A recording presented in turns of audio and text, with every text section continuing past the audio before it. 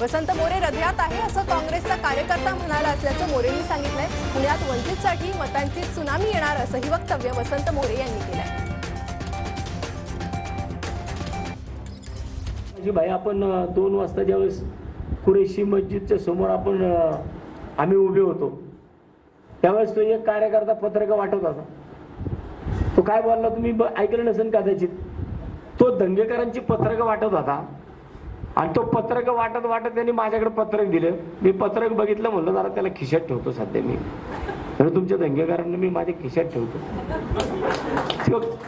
तो कार्यकर्ता कोणाचा होता? काँग्रेसची पत्रक वाटत होता। तो म्हणला भाई आप इनको खिसे में रखो, हमने तुमको दिल में रखा है। सुनामीचा अंदाज कधीच नसतो आणि ही सुनामी यावेळेस 2024ला पुणे शहरात येणार, वंचितची येणार। अजून सगळ्यांना वाटतंय 65,000चे लय तरी 1 लाख होतील।